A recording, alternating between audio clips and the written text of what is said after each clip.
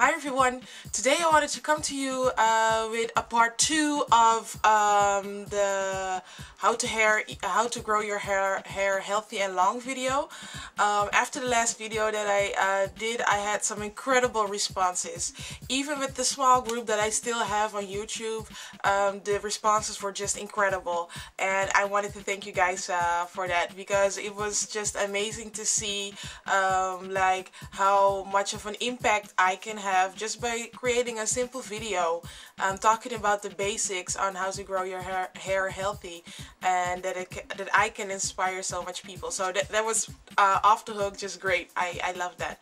After that video, I also got like a response on a hair forum that I visit, that a girl said that she was falling off the healthy hair journey wagon. She forgot about her regimen, and she was just, you know, kind of fed up with her hair and didn't know where to start anymore and where to go. And due to the fact that she saw the video, she again is back on the journey together with us, girls. So that is incredible. Also, after the last video, I had a lot of well, not a lot, but I mean, for me it is a lot because it means a lot. I had a lot of new subscribers. I just wanted to name a few. Let me just look it up here. Sugar Sweetie 40, welcome to NinasFAB. And Injudrum, I hope I say that right, welcome to NinasFAB. Mr. Skirts, Dream Hair by Kendra, Pink Love 88, and Simple Evanescent. Just to name a few that just joined us on NinasFAB, and welcome guys, thank you. And keep posting your comments in the comments bar, and I'll try to respond to all of them and see if I can do all your requests. So today I wanted to come, as I said, with a part 2 of the basics on how to grow your hair healthy and long. And actually someone pointed me to this point that I forgot. I forgot all about it, because sometimes since you're doing this, things seems to go naturally, and you forget about how you used to think about hair and hair care when you were still a newbie in the healthy hair journey. So thank you for this tip, and this tip is to stretch your relaxers. Okay, this might sound totally like a duh to some people, but you need to remember, when we're newbies and starting out this healthy hair journey, sometimes like me, I wasn't really looking to improve the health of my hair. I just stumbled across a blog of someone about a totally random product, and I saw in this blog was freshdimes.blogspot.com. It's a Dutch blog, and I saw a link on the side of her page that said that she is a member of Hairlista. So I was like, okay, what is that? I clicked on it, came on the site, and just like felt overwhelmed with all the information about hair care. And that's how I actually started, as I said, in March of 2010 or April of 2010. Yeah, the hair care basics and trying to improve the health of my hair. That didn't go smooth. Of course, still when I started, I had a lot of problems and difficulties, because I knew I had the information on how to improve my hair, but I didn't know how to put it in practice. So it was a trial and error kind of state. And also when I started, I wanted to stretch my relaxers also, but I was used to relaxing my hair every 3 to 4 weeks. I know it is bad, I know, but just as soon as I had a little new growth, I just wanted to get rid of that. As I said, I wanted to have my hair straight. That's why I used to flat iron a lot. I used to well, relax my hair a lot. Everything that needs to be done to keep it straight, I used. So yeah, I used to relax my hair every 3 to 4 weeks. Now, wanting to stretch my relaxer, my goal was to go for 8 weeks, because that would be the double of what I used to do. So if I stretch my, if I used to relax my hair every 3 to 4 weeks, now going for 8 weeks, that was like a big difference for me to go handle that new growth that I wasn't used to handling. Going there, it took me a lot of patience, and I had to understand my hair all over again, because you know your hair. But when and I think people that are in the healthy hair journey with me can relate to this, when you start to come in your healthy hair journey or start your healthy hair journey, it's only then you really understand how your hair responds to certain products or certain circumstances. Okay, so really a challenge for me, but I have to stop talking about that, or this video will go only about my own personal hair care, and I want to share the tips with you guys so you guys can get started or get back on the wagon again if you fell off, or if you just had a little, you know, a little downtime with it. So girls, really try and relax your relaxers or perms, whatever you want to call it. Because if you we all know that it's bad for your hair, okay? And all of us that do relax our hair, we do it by choice. We know it is not the best thing for our hair, but we choose to do it, and we choose to wear our hair in that state, okay? So then if we choose to do this, we also should understand that if we know that it's not that good for your hair, or actually bad for your hair, we should try to refrain from using it as much as possible. I'm not telling you to go natural, because I don't think that I would go natural ever, but you know, maybe someday, I don't know. But in this time of mine that I'm at right now, relaxer is the thing for me, okay? Just my personal choice, and that's the way I want to wear my hair. So if you stretch your relaxer like I used to do every 3 to 4 weeks, that means your hair is getting a chemical treatment 13 times a year. Okay, 13 times a year my hair would get a chemical treatment. So if we can just change that from 3 to 4 weeks to about 5 to 6 weeks, that means that if we do it every 5 weeks, we only would have 10 chemical treatments a year. So that's already 3 times that you saved your hair from a chemical treatment.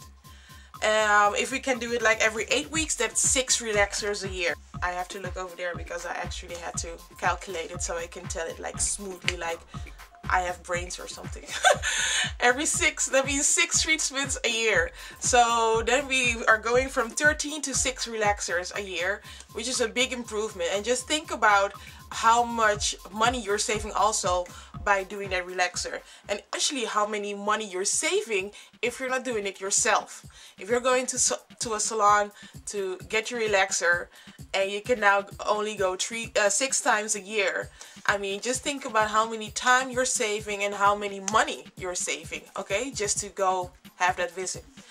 Talking about salons, my next tip would be avoid hairstylists who don't care 2 cents about the state or health of your hair.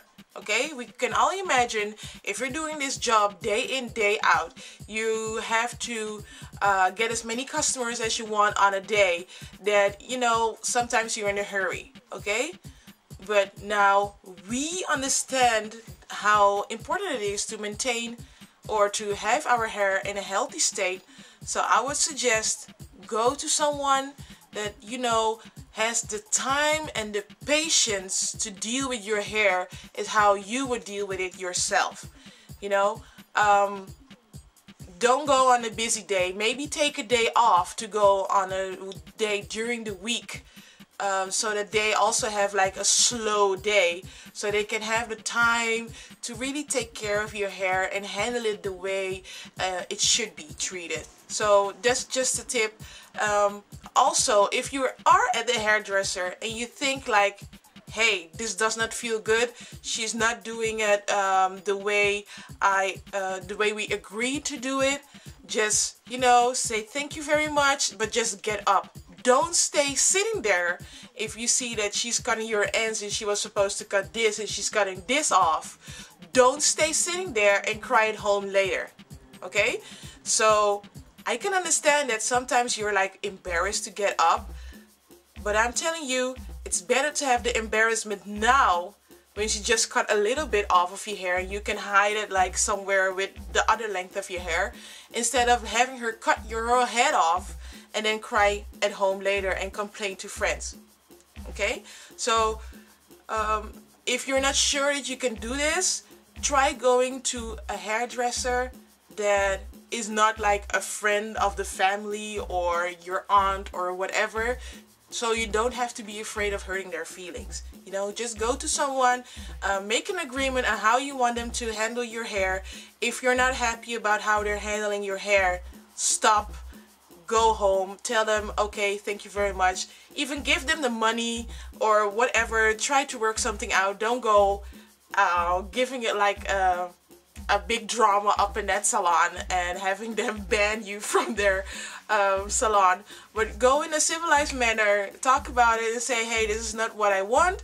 Maybe they can correct it and go on in a way that you are happy. But if not, get up, you know, go home and next salon. Okay, try another salon just like that. Next. Okay. Also, when you go to a salon, like I was telling about cutting your ends, think about how beneficial it is to cut your ends. I'm not telling you that your hair will grow if you cut your ends, but it works differently. If you have split ends and they're like dry, brittle, all the way split up, that split will not restore. Okay? That split will not restore. Only thing you can do with it is to cut it off so it don't continue splitting. It's like having a piece of paper and you ripped it, you know, you can't glue it back, okay? It will stay like broken.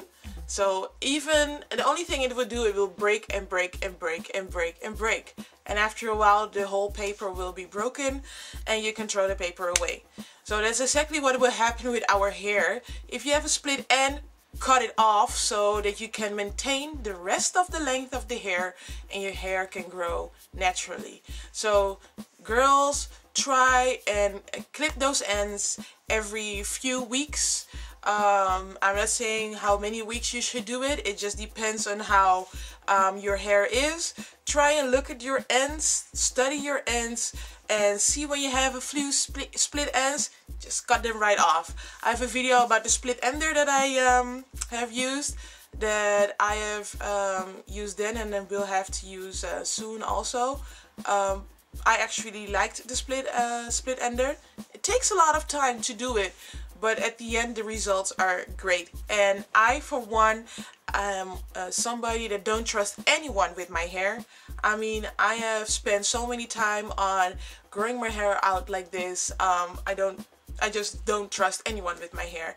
I've gone through so many bad experiences with people at salons that just at this point I'm totally not comfortable with anyone dealing with my hair. So and now I am picky. I want them to like comb my hair with a white tooth comb, use